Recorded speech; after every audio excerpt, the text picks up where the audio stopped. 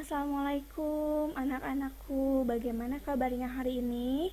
Mudah-mudahan kita selalu dalam keadaan sehat ya.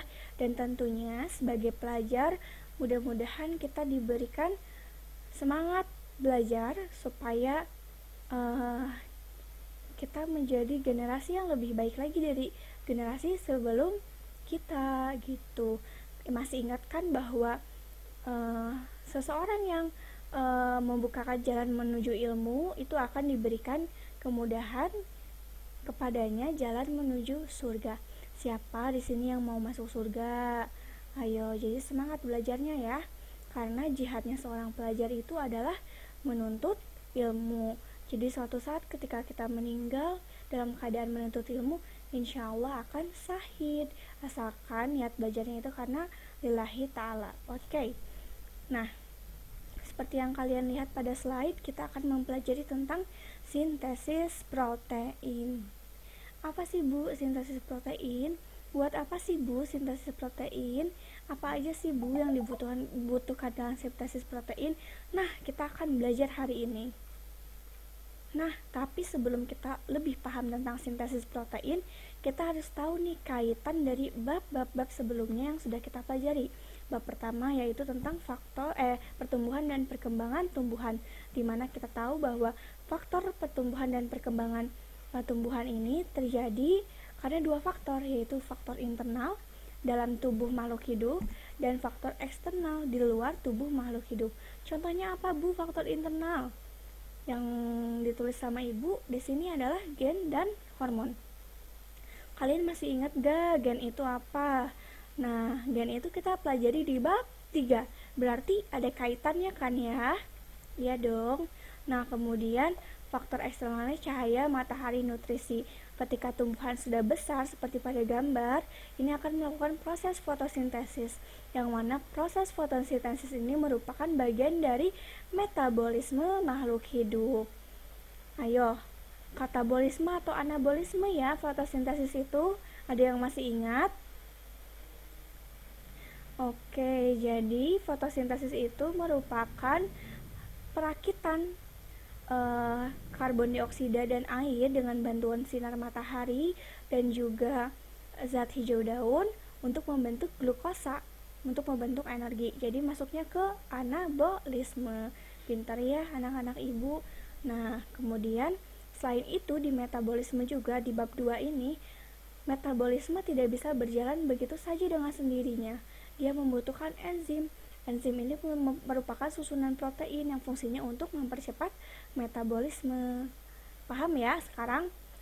Kalau tumbuhan itu tumbuh berkembang, kemudian salah satu bentuk perkembangan tumbuhan adalah bisa melakukan fotosintesis.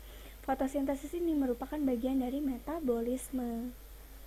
Ya, yang mana metabolisme ini memerlukan enzim. Paham ya? Nah, kemudian faktor internal pertumbuhan dan perkembangan tumbuhan juga disebabkan oleh gen. Kita lihat kan kalau pertumbuhan tanaman itu walaupun dalam satu spesies tapi banyak yang berbeda-beda. Misalnya dari sisi biji, kok ini bijinya kisut sih, kok ini bijinya nggak kisut sih. Nah, itu dipengaruhi oleh gen, yang mana gen ini dipelajari oleh dipelajari pada bab 3, yang artinya gen itu adalah pembawa sifat menurun. Gen ini terdapat dalam kromosom yang disebut juga dalam bentuk kode gen ya di dalam kromosom ini. Nah, kemudian kode gen ini terletak pada DNA. Ini adalah untaian DNA. Ini ada gen, ini terdapat dalam DNA. Yang DNA ini berfungsi sebagai sintesis protein. DNA kan isinya gen ya, jadi bisa kita ketahui, kita sebut bahwa ya gen itu ya DNA gitu ya. Nah, sekarang kita akan mempelajari tentang sintesis protein, bagaimana protein itu disintesis dan membentuk DNA baru gitu ya. Paham ya sampai sini ya? Jadi dari paparan slide sebelumnya, kita tahu bahwa pertumbuhan dan perkembangan makhluk hidup itu pasti melalui tahapan yang disebut metabolisme. Nah, metabolisme ini pasti membutuhkan enzim, yang mana enzim ini adalah protein. Selain itu juga protein Selain itu juga protein merupakan susunan dari DNA, yang mana susunan dari DNA itu disebutnya gen, dan gen ini adalah yang menentukan bagaimana tanaman itu tumbuh dan berkembang. Paham ya keterkaitan antara bab 1, bab 2, dan bab 3. Nah, kali ini kita akan lebih fokus kepada bab sintesis protein. Apa sih itu sintesis protein? Sintesis itu secara bahasa artinya pembuatan atau perakitan. Sementara protein adalah senyawa yang berasal dari asam amino yang terdapat dalam makhluk hidup. Secara simpelnya begini ya. Jadi apa sintesis protein? Pembuatan senyawa dari asam amino yang disebut juga DNA. Oke, protein. Apa sih itu pengertian protein? Ini lebih lengkapnya lagi ya. Protein adalah molekul yang sangat besar atau makroniopolimer yang tersusun atas ini kayaknya bukan neo deh, makrobiopolimer yang tersusun atas monomer yang disebut asam amino dan terikat dalam suatu ikatan yang disebut ikatan peptida. Nah, jumlah asam amino ini terdiri dari 20 jenis asam amino yang terdiri dari gugus karbosil, asam aminonya, dan rantai samping. Ini dia 20 jenis asam amino yang ada dalam tubuh kita. Alanin, arginin, asparagin, aspartik asid, dan lain-lain. Coba dihitung, ada 20 enggak? Nah, lanjut. Kaitannya apa sih kalau di tumbuhan? Kalau kita flashback ke sebelum materinya, yang pertama, protein itu merupakan enzim atau subunit enzim. Betul ya, di tumbuhan itu ada enzim untuk bermetabolisme yang itu juga tersusun dari protein. Nah, yang kedua adalah protein lain yang berperan dalam fungsi struktural atau mekanisme, seperti misalnya protein yang membentuk batang dan sendi skeleton. Jadi seluruh tumbuhan itu terdiri dari protein, contohnya di batang dan juga di sendi sitoskeleton. Selain itu juga protein terlibat dalam sistem imun yang disebut antibodi. Kekurangan protein sama dengan nitrogen, karena 16% nitrogen adalah penyusun protein. Jadi kalau kita kehilangan nitrogen, otomatis kita akan kehilangan protein. Ini adalah fakta protein pada tumbuhan. Nah, yang kelima adalah molekul protein mengandung karbon, hidrogen, oksigen, nitrogen, dan kadangkala sulfur serta fosfor. Ini adalah beberapa fakta protein pada tumbuhan. Selanjutnya, di manakah terjadinya sintesis protein? Sintesis protein itu sendiri terjadi di dalam ribosom yang ada di sitoplasma, tetapi awal proses pencetakan kode-kode sudah dimulai di dalam DNA yang terdapat pada inti sel. Sebentar ya, banyak chat mengganggu. Oke. Sintesis protein itu terjadi dalam ribosom, tapi sebelum di ribosom itu terdapat juga di inti sel. Jadi pada mulanya pencetakan kode gen itu terbentuk di inti sel dulu. Setelah syarat dari prosesnya tercapai, dia keluar menuju ribosom yang terdapat di sitoplasma dan juga di retikulum endoplasma kasar. Sini ya, kalian kan udah belajar ya tentang struktur sel waktu kelas berapa ya? 11 ya? Nah, jadi kalau struktur selnya saja tidak hafal, jadi agak sulit ya kesini ya. Nah, ini inti sel, ini ribosom. Nah, ribosom yang ditunjuk di sini terdapat pada retikulum endoplasma kasar. Selanjutnya, syarat sintesis protein. Bahan bakunya harus ada 20 macam asam amino yang ada di sitoplasma. Yang kedua, arsiteknya atau pelakunya adalah DNA. Pelaksananya adalah RNA. RNA ini ada 3 macam, ada messenger RNA, ribosom RNA, dan transfer RNA. Gitu ya. Dan sumber energinya yang dibutuhkan adalah adenosine trifosfat. Enzim yang bekerja pada sintesis protein disebut RNA polimerase. Ingat ya, 5 syarat terjadinya sintesis protein harus dihafal. Ada asam amino 20 macam, ada arsiteknya berupa DNA, ada pelaksananya berupa RNA, mRNA, RNA, dan tRNA, sumber energinya ATP, dan enzimnya disebut enzim polimerase. Selanjutnya, apa sih perbedaan DNA versus RNA? Coba dilihat dari gambarnya. Yang biru adalah DNA dan hijau adalah RNA. Ibu, kalau misalnya DNA ini terdiri dari 2 untayan, kalau RNA 1 untayan. Betul sekali ya. Terus kalau misalnya DNA itu terdiri dari deoksiribosa sebagai gulanya, sementara kalau RNA dari ribosa. Itu dari pengertiannya juga sudah begitu ya. Deoksiribosa nucleic acid. Kalau RNA ribosa nucleic acid. Jadi bedanya pada ikatan hidrogennya. Ini berikatan dengan hidrogen, ini berikatan dengan OH. Kemudian apa sih ini? Yang ciri yang ketiga adalah perbedaan dari purin dan pirimidinnya. Nah, kalau dari DNA, purin pirimidinnya terdiri dari TCAG atau timin, sitosin, adenin, guanin. Timin, sitosin, adenin, guanin.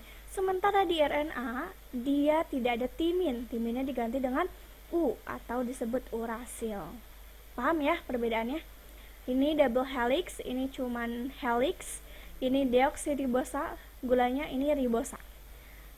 Ini TCAG, ini UCAG. Beda di U sama T-nya. Ini yang tadi perbedaannya dari asam dari basa nukleotnya. Oke, selanjutnya tahapan sintesis protein. Tadi kita udah belajar di mana letaknya, kemudian syarat terjadinya. Nah, sekarang ada tahapannya. Tahapannya itu cuma 2. Yang pertama transkripsi dan yang kedua adalah translasi. Transkripsi itu adalah pencetakan mRNA oleh DNA template atau rantai sense DNA yang terjadi di nukleus atau inti sel. Ingat ya, ini salah ya, pencetakan mRNA. Jadi yang dihasilkannya adalah mRNA berasal dari DNA template atau DNA sense dan terjadi di nukleus. Jadi ini ada produk hasil, produk awal, dan tempat terjadinya. Translasi ialah proses penerjemahan kode genetik yang dibawa oleh mRNA di dalam ribosom oleh tRNA dengan jenis asam amino pada sitoplasma yang sesuai dengan kode triplet pada mRNA, sehingga terbentuk rantai polipeptida protein. Nah, kalau translasi ini, mRNA yang dihasilkan pada proses transkripsi ini akan diterjemahkan oleh tRNA dengan menyatukan asam amino yang ada di sitoplasma. Di sini ya, sitoplasma.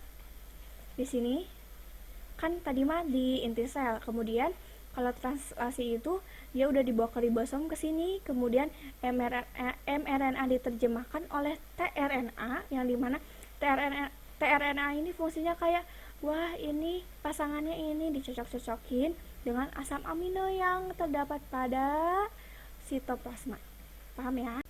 Nah, kalau pada slide ini dijelaskan proses sintesis protein hanya dalam bentuk poin-poin supaya kalian lebih tahu bagaimana prosesnya dan bagaimana perbedaan dari kedua proses tersebut. Nah, pada proses transkripsi dijelaskan bahwa yang pertama itu adalah membuka untayan ganda DNA menjadi untayan satu DNA. Nah, kemudian dibentuk mRNA yang berpasangan dengan basa nitrogen DNA sense. Jadi kan untayan DNA itu ada 2 ya, DNA sense dan DNA antisense. DNA sense ini akan membentuk mRNA dari pasangannya gitu. Nah, yang kedua adalah translasi, di mana mRNA yang dihasilkan pergi menuju ribosom. Yang di ribosom ini akan terjadi proses pemasangan mRNA dengan mengaktifkan tRNA yang susunannya sesuai dengan kode pada mRNA. Nah, jenis RNA itu ada 3, yaitu mRNA atau disebut messenger RNA, yang berisi kodon-kodon asam amino yang akan dirangkai yang dihasilkan dari proses transkripsi. Nah, yang kedua adalah tRNA atau disebut juga transfer RNA, di mana si tRNA ini berbentuk seperti daun semanggi dan mempunyai bagian yang disebut dengan antikodon yang berpasangan dengan kodon asam amino yang dibawa, bertugas membawa asam amino yang akan dirangkai. Jadi tRNA ini berfungsi membawa asam amino dari sitoplasma menuju ribosom. Dan rRNA di mana disebut ribosomal RNA, yaitu komponen dari ribosom. Nah, pada proses transkripsi, DNA itu merupakan rantai ganda. Jadi supaya dia bisa mencetak DNA, terlebih dahulu harus dibuka. Nah, proses terbukanya DNA ini dibantu oleh enzim polimerase. Satu bagian DNA yang terpisah itu disebut DNA sen, dan satunya lagi disebut DNA antisense. Jadi DNA itu berhadapan dan berpasangan. Ini DNA ya, yang biru tua dan biru muda. Dia berhadapan dan juga berpasangan. Salah satunya disebut DNA sense yang biru tua ini, dan yang biru muda ini disebut DNA antisense. Di mana mereka ini DNA yang bersifat double helix ini akan dipecah atau dibuka menggunakan enzim yang disebut RNA polimerase. Nah, setelah terpecah baru terbentuk DNA sense dan DNA antisense. DNA antisense yang biru muda dan DNA sense yang biru tua. Nah, selanjutnya, jika DNA antisense-nya berbentuk ATG, ini ya, DNA sense-nya berbentuk ATG, misalnya ini ATG ya, walaupun di sini ATT. Maka DNA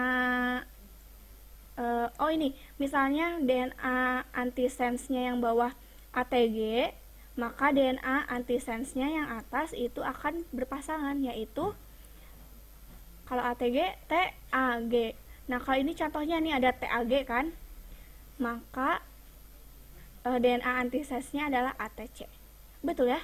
DNA antisense-nya ATC, maka DNA sense-nya TAG. Ini pasangan DNA-nya ya. Nah, kalau jika DNA antisense-nya TGG, ini yang di ujung, TGG, maka DNA antisense-nya itu adalah TAA. Yang perlu diingat adalah pasangan DNA sense dan DNA antisense adalah basa A atau adenin selalu berpasangan dengan T atau timin, dan G guanin selalu berpasangan dengan C atau sitosin. Selanjutnya adalah proses transkripsi. Oh iya, balik lagi ya. Nah, kan tadi dibuka oleh RNA polimerase menjadi DNA antisense dan DNA sense. Nah, kemudian DNA sense ini akan ditranskripsi dengan RNA yang sesuai, yang disebut mRNA atau messenger RNA. Misalnya dibuatnya kan dari sini ya, dari 5 ke 3. T akan berpasangan dengan A akan berpasangan dengan U, ini mRNA ya. G akan berpasangan dengan C. Nah, lebih lengkapnya kita lihat ke sini ya. Setelah pasangan DNA terbuka, kemudian dibentuklah mRNA yang merah ini, yang kata ibu tadi ya. Nah, lalu bagaimana mRNA terbentuk? mRNA akan berpasangan dengan DNA sense yang biru tua ini, dan jika DNA sense-nya TAG akan membentuk mRNA yang susunannya adalah AUC. T ini selalu berpasangan dengan A, dan A ini akan berpasangan dengan U, dan G akan berpasangan dengan C. Apa bedanya RNA dan DNA? Nah, kalau DNA kan tadi basa A akan berpasangan dengan T atau timin. Nah, kalau di RNA pasangan A akan bertemu dengan U, urasil. Jadi yang di sini T tetap A RNA-nya. Tapi kalau misalnya ini A bukan T, tapi jadinya U. Paham ya? Karena di RNA itu nggak ada T, adanya urasil. Bagaimana tahapan sintesis protein? Tadi udah transkripsi, sekarang translasi. Jadi kita setuju ya bahwa tadi di transkripsi ini terbentuknya mRNA yang berpasangan dengan basa nitrogen DNA sense. mRNA berpasangan dengan DNA sense. Nah, kita langsung masuk ke proses translasi. mRNA yang tadi dihasilkan dalam proses transkripsi akan pergi keluar dari inti menuju ke ribosom, yang mana mRNA ini akan menempel pada ribosom. Menempelnya mRNA pada ribosom atau rRNA menyebabkan tRNA atau kode asam amino menjadi aktif. Nah, aktifnya itu sesuai dengan susunan basa nitrogen di mRNA-nya. Kalau basa mRNA-nya AUG, maka basa tRNA-nya adalah UAS. Jadi tRNA ini adalah pasangan dari mRNA pada proses translasi. Paham? Ini adalah susunan-susunan kode genetik dalam mRNA. Misalnya UUU disebutnya penilalanin, UUA lesin. Nah, kalau ada AUG disebut metionin, yang berarti dia memulai. Dan kalau misalnya ada UAA atau UAG, ini artinya stop atau berhenti proses sintesis proteinnya. Begini ya anak-anak, kurang lebih gambaran dari proses translasi. mRNA akan masuk ke dalam ribosom, kemudian tRNA akan membawakan asam amino yang pas sesuai dengan kode yang ada di mRNA. Oke, mari berlatih menentukan asam amino pada sintesis protein. Misalnya ada DNA antisense yang disebut ATG, asam aminonya. Kemudian dicocokkan dengan DNA sense-nya, maka pasangannya adalah TAS. DNA sense ini ditranskripsi menghasilkan mRNA. Yang mRNA ini akan membawa asam amino yang berbentuk AUG. A ini yang semula pada DNA diubah menjadi T, karena di RNA tidak ada T, diganti jadi U, yaitu urasil. Nah, kemudian mRNA ini akan ditranslasi dan dicocokkan dengan tRNA, yang tRNA ini membawa asam amino yang cocok. Asam amino yang cocok oleh mRNA yang ini adalah A berpasangan dengan U berpasangan dengan A, G berpasangan dengan C. Nah, kemudian tRNA yang dihasilkan ini akan mengikat asam amino yang disebut AUG. Gitu ya. Yang AUG ini apa namanya? Dilihat di tabel kodon yang sebelumnya. AUG nih, AUG. Namanya metionin. Kemudian berarti menandakan dia memulai. Gimana Bu baca ini kodon tabel kodonnya? Pertama kita lihat misalnya ini kita apa ya? Misalnya UAC misalnya ya. Kita lihat dulu di tabel U yang pertama U. Kemudian kita lihat yang A yang keduanya ini, berarti lihat UA. Yang ketiganya C. U ya kan tadi. Ini A, UAC, ini berarti ya. Jadi lihat dulu ini tabel 1, lihat tabel yang kedua di atasnya, lihat yang ketiganya di dalamnya. Berarti UAC itu ada di tabel yang di atas, A-nya yang ketiganya, dan C-nya itu dilihat dari tabel yang kecil ininya, UAC. Oh, berarti disebutnya tirosin, ditulis di tabel sini, tirosin, misalnya ya. Contoh yang kedua, bagaimana dengan DNA antisense GST? Pasangan DNA antisense GST adalah DNA sense. Apa G? G itu adalah S atau C. Ibu lebih sukanya C. S adalah pasangannya dari apa, atau S2 atau C ya? S itu atau C. C itu pasangannya adalah G. T itu pasangannya adalah A. Oke. Kalau mRNA-nya gimana, Bu? C itu akan berpasangan dengan G. G itu akan berpasangan dengan C. A itu akan berpasangan dengan U ya, bukan T. Gitu ya. Nah, kemudian yang tRNA-nya gimana? Ini masih RNA. G berpasangan dengan C, C berpasangan dengan G, U berpasangan dengan A, berarti ya. Nah, asam aminonya yang terbentuk adalah apa?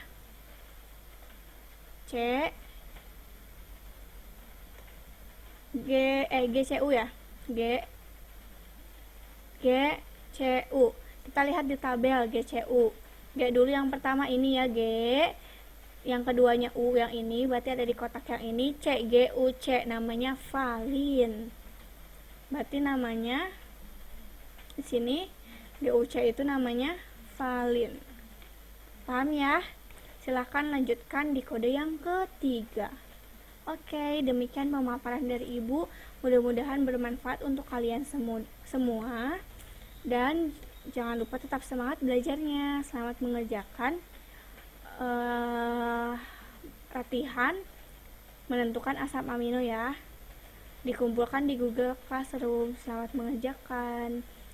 Nah, ini ada satu pepatah, sesungguhnya penamar kebodohan adalah bertanya. Jadi kalau misalnya kalian tidak mengerti, wajib bertanya atau enggak kalian berada dalam kebodohan. Oke, terima kasih sebelumnya. Assalamualaikum warahmatullahi wabarakatuh. Waalaikumsalam warahmatullahi wabarakatuh.